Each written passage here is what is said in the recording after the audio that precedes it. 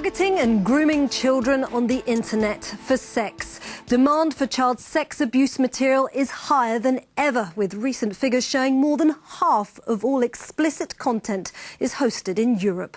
We've been to London to see how authorities are combating one of the worst web crimes. Enrico Bonner reports. Cheers. The recent conviction of Mark Bridger, the murderer of 5-year-old April Jones, is just the latest case in the UK, where investigators found online child sex images had played a major role. According to police, increasingly explicit content is putting more children at risk. They warn exposure to such material can act as an instigator for abuse. We're seeing much more extreme imagery of offences of children on the internet, and the age of both the victim is getting younger, even down into babies, toddlers, and the age of the offenders are getting younger as well. The UK-based hotline, the Internet Watch Foundation, has also reported a dramatic rise in child abuse content on the internet. It says the amount of explicit material being posted online increased by 40% in 2012 compared to the year before. What we need people to do is feel empowered to make a report to us and know that when they do, we're going to take action and get that removed. And where it's hosted in the UK, we go straight to the hosting provider and they typically remove it in 60 minutes, which is incredibly fast. The borderless nature of the crime has also made it much harder to track sex abusers. Many operate inside internet groups using sophisticated technology and security protocols to hide their activities. Interpol investigator Robert Schilling says the internet has been a game changer. One of the things that it's done is it's allowed like-minded individuals to be able to connect over the internet, where before they had to engage in really risky behavior in order to contact each other. They would have to fly somewhere, they would have to receive things through the post. This way they can do it in the privacy of their own home and talk to other like-minded individuals, which makes them feel, like they have legitimacy. Last June, the EU and US launched a global alliance that seeks to improve international cooperation, both in terms of helping victims and catching offenders. Despite that, the different ways national jurisdictions work pose a serious challenge. I think there are some countries that can look at themselves within how they have capacity and capability around it. Could you mention some of these countries? It'd be unfair to mention the countries, but if you were to look yourself, what's the age of consent in certain countries? Are they robust in policing it? Do they have a sex offenders register? And again, Europol are trying to work on a European sex offenders register where we share information of. But you need the countries to have that register already, and only a handful do. Never has the need to protect childhood been so unanimously recognised as it is today, but the massive increase of such material exchanged over the internet poses a serious challenge for investigators, especially at a time of austerity. Each European government will have to think carefully about how to best invest resources without losing ground in such a key battle. Joining me to discuss this issue further is Michael Moran, head of Interpol's Crimes Against Children Unit, and Peter Saunders, chief executive of NAPAC, a UK-based charity which provides support for people abused in childhood. Gentlemen, many thanks for joining us on the front line. Mick Moran, we heard in this report that toddlers and babies are getting abused. What's going on? Well, child sexual abuse exists within society. That's a fact.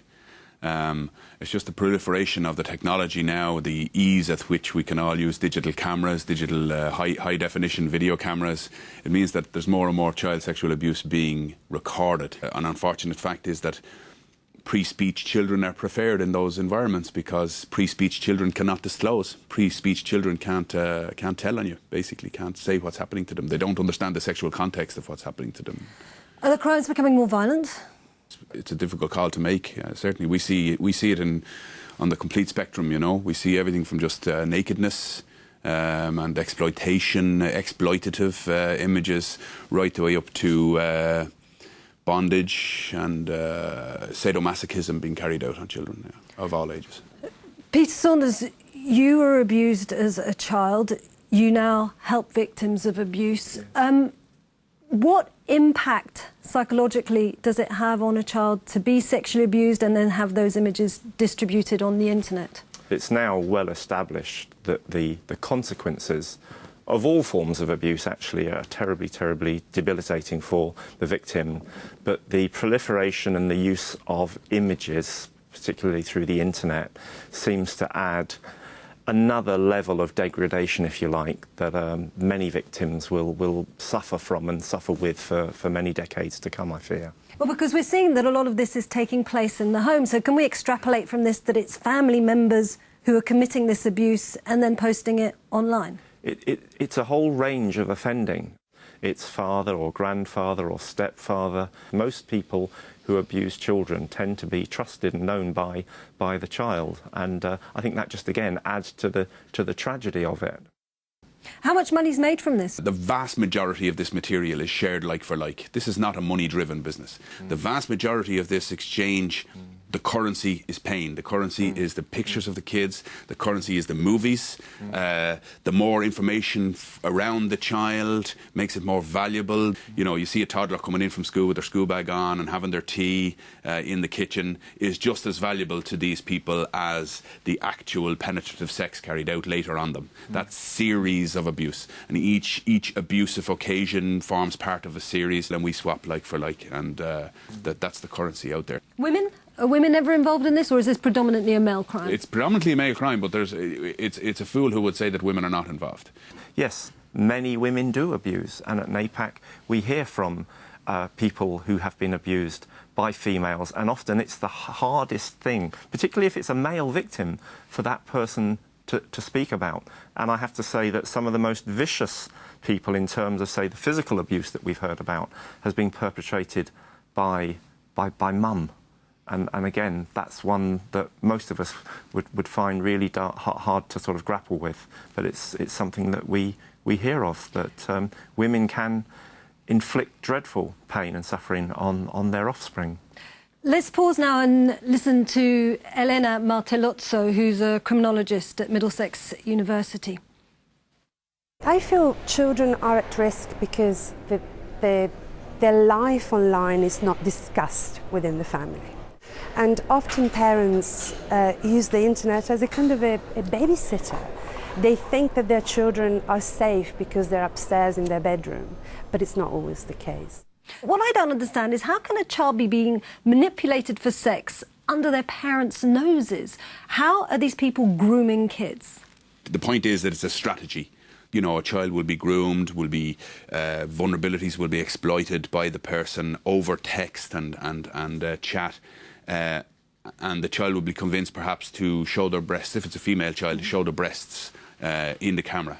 And once that happens then the strategy will change from being treating the child to threatening the child. So now if we don't go any further, now what next thing we're going to deal with is that picture of you with your breasts exposed is going on to all your Facebook contacts, it's going on to I'm going to send it to the principal in your school, I'm going to send it to your mother, and then it just gets worse and worse. And I have 4 or 5 documented cases from all over Europe where that strategy has been put in place and has gone so far as to get this child to abuse another child, perhaps a sibling or a friend, or, you know. Okay, Peter Saunders, this is supply and demand. Who wants to look at this? Well, you ask me that, I don't know. What I do know is that there are millions of people out there who abuse children. It's a sick societal evil problem that's gone on for generations, and we're just talking about a different manifestation of it now with the internet. Do European police forces cooperate with you adequately in trying to target abusers, those who are distributing these images, basically the criminals? There's no country in Europe, that has a grip of this, that is dealing with this properly. There's no country in Europe can deal with all of the volume of offending that's out there. Do some countries deal with it better than others? Countries, of course, some countries are better than others. Which ones? I'm not at liberty to state that. What I am at liberty to state is that you know, stuff like the EU directive on child exploitation, stuff like the Global Alliance, all being, you know, these are initiatives at a very high level that shows high-level support within Europe, within nations themselves to deal with this issue. Why can there not be the level of transparency to be able to say that some countries, and name the countries, which aren't doing what they're doing? I'm not going to name any country because it wouldn't be fair to name any country. Why but what I wouldn't it be fair? what I will state to you very clearly is that there is no European country that's on top of this issue. Not one single country. We have a new EU directive which is going to come into law across the member states at the end of this year to protect children. How is it going to affect your work? How's it going to help you? I believe it's a brilliant directive. I believe it will move the investigation of this crime type and the responsibility for what's happening out there on the internet. It'll bring it to the forefront of people's minds, of everybody's minds, and it deals with it on a societal scale, from a victim's perspective, from a parent's perspective, from a policing perspective, from a political perspective. It brings it all into one place whereby it can get the attention it deserves. And then finally, for the parents out there, for people who look after kids, briefly, a few pointers as to what they can do to protect their children. Keep a very close eye on what your children are looking at. Have your computer or their computer in a living space. Don't let them have it in the bedroom.